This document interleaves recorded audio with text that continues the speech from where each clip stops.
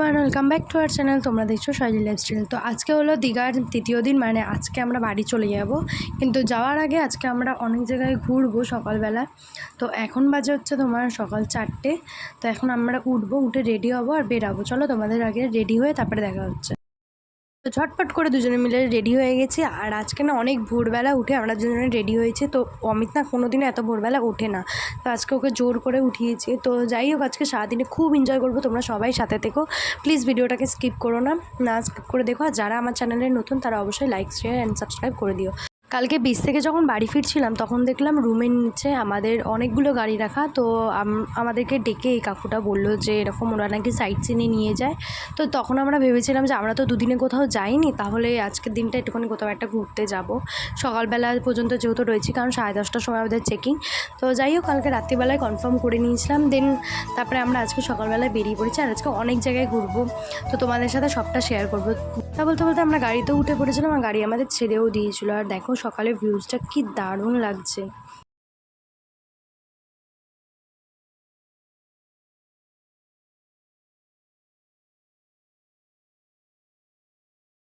আমরা যেহেতু অনেক সকালে গেছিলাম তার জন্য মোহনাতে খুব বেশি লোক ছিল না।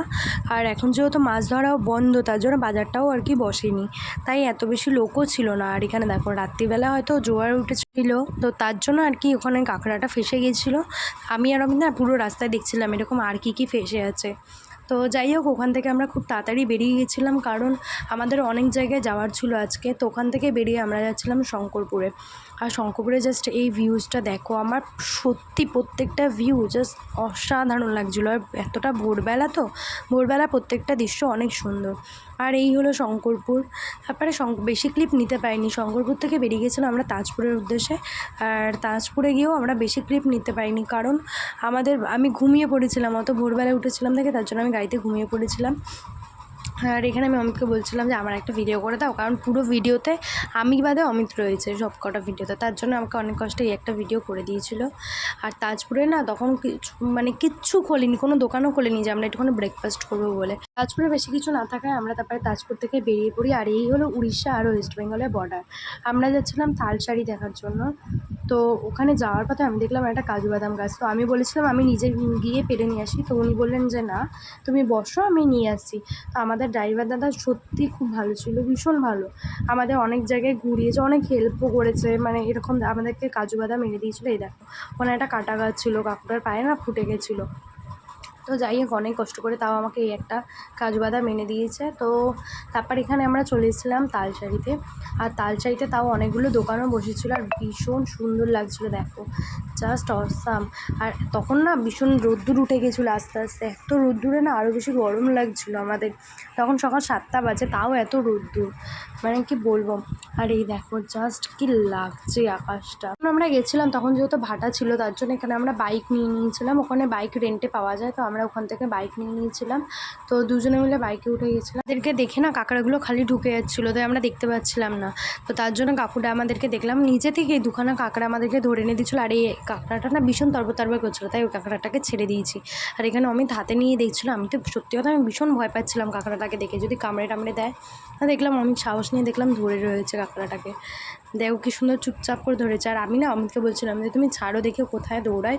তারপরে ও ছেড়ে দিয়েছিলো, আমিও কাঁকড়াটার পিছনে দৌড়াচ্ছিলাম কাঁকড়াটাকে ধরার জন্য। যাই হোক, ও যত দূরে দৌড়াচ্ছিলো আর আমি কি ওর সাথে আর কি ধরতে পারি। ও দৌড়ে ওর মতন ঢুকে গেছিলো আবার গর্তে। তো তারপরে আমরা আবার রিটার্ন ব্যাক করলাম। আমি দীঘাতে 2 দিন ছিলাম, কিন্তু তার মধ্যে আজকের লাস্ট দিন খুব এনজয় করেছি আমি। আর প্রত্যেকটা মুহূর্ত ভীষণ এনজয় করছিলাম। আর ফেরার পথে না আমি কাকুকে বলছিলাম যে এখান থেকে একটা কাঁকড়া ধরে দেবে, আমি ধরবো, আমি ধরে ফটো তুলবো। তো যাই হোক, অনেক কষ্টে আমি কাঁকড়াটাকে হাতে নিয়েছি। আর ওকে ওর গর্তটার মধ্যে ছেড়ে দিয়েছি, তাও ওর গর্তটাকে চিনতে পারছে না। দেখো গর্তের মধ্যে ছাড়লাম, আবার ওর গর্ত থেকে বেরিয়ে গেল। আর আমি আবার দেখছিলাম যে ও এবার কোথায় যায়। তো যাই হোক, ওখান থেকে মজা করার পরে চলে এসেছিলাম আমরা উদয়পুরে। আমার খুব ইচ্ছা ছিল যে উদয়পুরে কি একটা দিন কাটানোর, কিন্তু যাই হোক আমাদের আর যাওয়া হয়নি। কিন্তু নেক্সট টাইম যদি আমি আবার দীঘাতে যাই, তো একদিন আমি ঠিক অবশ্যই আমি উদয়পুরে কাটাবো। তো দেখো উদয়পুরে সকালবেলায় খুব ভিড়, কী জানি বাবা সকালে এত কিসের ভিড় বুঝতে পারছিলাম না, আর এখানে অনেক লোকজনও ছিল। তো যাই হোক তারপরে আমরা চলে আসলাম রুমে, কারণ আমাদের আজকে তাড়াতাড়ি বাড়ি যেতে হবে আর অনেক কিছু গোছানোর ছিল। তো এসেই আমরা এখানে হোটেল থেকে খাবার অর্ডার করে দিয়েছিলাম। তো যাই হোক দীঘার 3টে দিন সত্যিই ভীষণ সুন্দরভাবে কাটিয়েছি। তো আজকে বাড়ি যাওয়ার পালা, একটুখানি মন খারাপ করছে। তো যাই হোক বাড়িতে যেতেই হবে, আর এখানে এসে আমরা খাওয়া দাওয়া কমপ্লিট করে দুজনে মিলে বেরিয়ে পড়েছিলাম।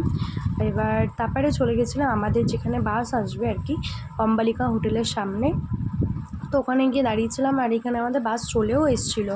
তো মানে আমরাও গিয়ে দাঁড়িয়েছি আর দেখলাম আমাদের বাসটাও ঢুকেছে। ট্রেনে আমি বাসে উঠে পড়ি, বাসে উঠে না আমার ভীষণ মন খারাপ করছিলো। অমিত বলছে কি মন খারাপ করছে, বাড়ি যাবে না? তো যাই হোক হাসি ঠাট্টা করতে করতে আমরা কোলাঘাটে চলে এসেছিলাম, বাস কোলাঘাটে একটু দাঁড়িয়েছিল। তো যাই হোক আমরা দুপুরে খেয়ে নিলাম, খাবারটা ওখানে কমপ্লিট করে নিয়েছিলাম। আর দুপুরে না আমি ভাত নিয়েছিলাম, কারণ আমি দুপুরবেলা ভাত ছাড়া অন্য কিছু বুঝিই না। তো ওখান থেকে খাওয়া দাওয়া শেষ করে গাড়িতে উঠে গেছিলাম, আর গাড়ি আমাদের এসপ্ল্যানেডে নামিয়ে দিয়েছিলো। ওখান থেকে আমরা উবের বুক করে নিয়েছিলাম। তো গাড়ি করে এখন আমরা বাড়ির দিকে প্রায় চলেই এসেছি। তো অমিত না নিজের এলাকায় ঢুকে ভীষণ খুশি হয়ে গেছিলো। তো দীঘা 3য় দিনটা তো আমরা এইভাবেই কাটালাম। তো দেখা হচ্ছে নেক্সট ভিডিওতে। ভালো লাগলে অবশ্যই লাইক কমেন্ট শেয়ার সাবস্ক্রাইব করে দিও।